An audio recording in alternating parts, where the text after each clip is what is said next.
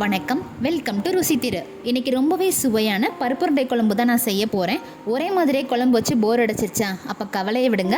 மறக்காமல் என்னோடய ஸ்டைலில் இந்த பருப்புருண்டை குழம்பு ரெசிபியை ட்ரை பண்ணி பாருங்கள். அதுக்கு முன்னாடி நம்மளோட சேனலை சப்ஸ்கிரைப் பண்ணாதவங்க சப்ஸ்கிரைப் பண்ணிக்கோங்க. இப்போ பருப்புருண்டை பண்ணுறதுக்கு நான் 200 கிராம் அளவுக்கு துவரம் பருப்பு எடுத்திருக்கேன். இது கூடவே 100 கிராம் அளவுக்கு நான் கடலைப்பருப்பு சேர்த்துக்கிறேன். இதை நல்லா வாஷ் பண்ணிவிட்டு ஒரு ½ அன் ஹவருக்கு நான் ஊற வச்சுக்கிறேன். இப்போ குழம்பு நான் வறுத்தரைச்சி தான் வைக்க போகிறேன். அதனால் கொஞ்சம் வரமல்லி எடுத்திருக்கேன். இதை நல்லா வறுத்துக்க போகிறேன். இது கூடவே ஒரு 5 வரமிளகாவும் சேர்த்து இதையும் நல்லா வறுத்துக்கிறேன்.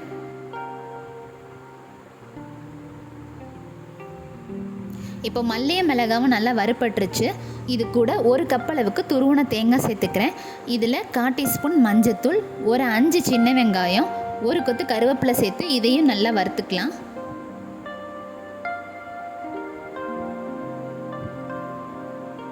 தேங்காவை நல்லா வறுத்தாச்சு. இது ஆறுனதுக்கப்புறமா ஒரு மிக்சி ஜாரில் மாற்றி அரைச்சி எடுத்துக்கலாம்.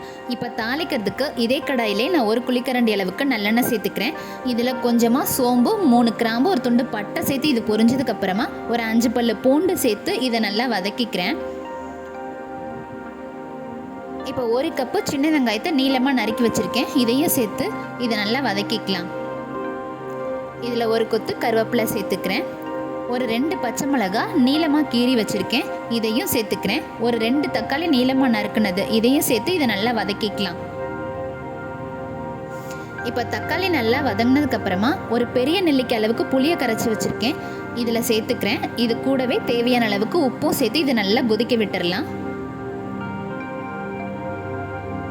இப்போ புளி நல்லா கொதிச்சதுக்கப்புறமா அரைச்சி எடுத்த தேங்காய் பேஸ்ட்டை இதில் சேர்த்து இதையும் நல்லா கொதிக்க வச்சுக்க போகிறேன். இப்போ குழம்பு கொதிச்சுட்டு இருக்கட்டும், நம்ம பருப்புருண்டை ரெடி பண்ணிடலாம். இப்போ பாருங்கள், பருப்பு நல்லா ஊறிடுச்சு. இதை ஒரு மிக்சி ஜாரில் மாற்றி அரைச்சி எடுத்துக்கலாம்.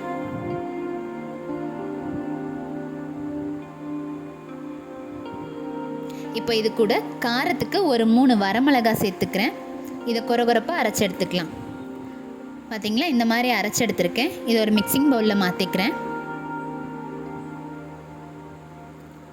இப்போ ஒரு பெரிய வெங்காயத்தை நல்லா பொடியாக நறுக்கி இதில் சேர்த்துக்கிறேன். ஒரு 2 பச்சை மிளகாவும் பொடியாக நறுக்கினது சேர்த்துக்கிறேன். 1 கப்பு தேங்காவை நான் இந்த மாதிரி பல்லாக கீறி வச்சுருக்கேன். இதையும் சேர்த்துக்கிறேன். ஒரு கைப்பிடி அளவுக்கு கொத்தமல்லியை பொடியாக நறுக்கி வச்சுருக்கேன். இதையும் சேர்த்துக்கிறேன். இப்போ தேவையான அளவுக்கு உப்பு, கொஞ்சமாக பெருங்காயத்தூள், ஒரு ½ ஸ்பூன் சோம்பு இதையும் சேர்த்து இப்போ நல்லா கலந்துக்கலாம்.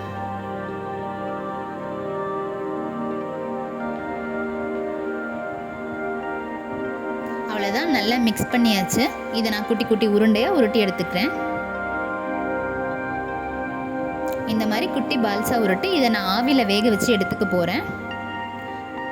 இந்த மாதிரி ஆவியில் வேக வச்சு போடுறதுனால குழம்பு ரொம்ப ருசியாக இருக்கும். குழம்பு தனியாகவும் இந்த உருண்டை தனியாகவும் நமக்கு கிடைக்கும்.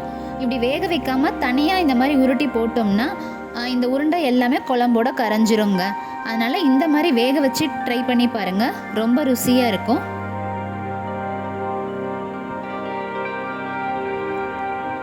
இப்போ நான் எல்லாத்துலேயுமே உருட்டிட்டு இதை வேக வச்சுக்க போகிறேன்.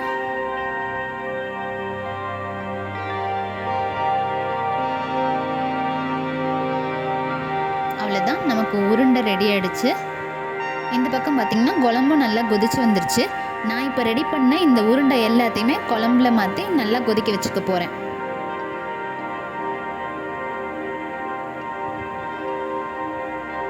இப்போ குழம்பு கொதி வந்துருச்சு. நம்ம அடுப்பை ஆஃப் பண்ணிக்கலாம்.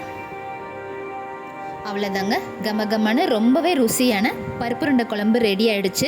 இதை மறக்காமல் நீங்களும் ட்ரை பண்ணி பாருங்கள். நம்ம இந்த பருப்புருண்டை குழம்பு செஞ்சோம்னா சைட் டிஷ் பண்ணுறதுக்கு தேவையே இல்லைங்க. இந்த உருண்டையை வச்சே நம்ம நிறைய சாப்பாடு சாப்பிட்டுக்கலாம். அந்தளவுக்கு ரொம்ப டேஸ்ட்டாக இருக்கும். ட்ரை பண்ணி பார்த்துட்டு எப்படி இருந்துச்சுன்னு கமெண்ட்டில் சொல்லுங்கள். இந்த ரெசிபி உங்களுக்கு பிடிச்சிருந்தா லைக் அண்ட் ஷேர் பண்ணுங்கள். நம்மளோட சேனலை மறக்காமல் சப்ஸ்கிரைப் பண்ணிக்கோங்க.